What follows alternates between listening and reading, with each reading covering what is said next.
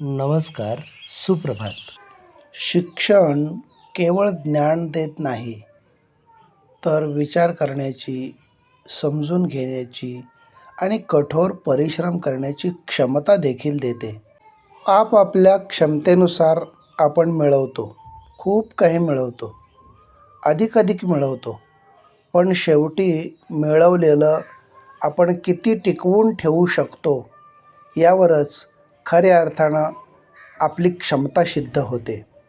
नावापेक्षा आपल्यातील चांगुलपणा आणि समजूतदारपणा हीच आपली खरी ओळख असते. नाहीतर आपल्या नावाचेही तसे आसपास अनेक जण असतातच की. मित्र गरज म्हणून नाही, तर सवय म्हणून जोडा.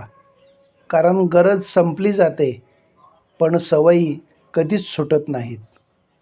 साधेपणा हे अंतिम सौंदर्य आहे. क्षमा ही परमशक्ती आहे. नम्रता हा सर्वोत्तम युक्तिवाद आहे आणि मैत्री हा ऋणानुबंध आहे. फार कमावून गमावण्यापेक्षा मोजके कमावून जतन करणं फारच महत्त्वाचं आहे.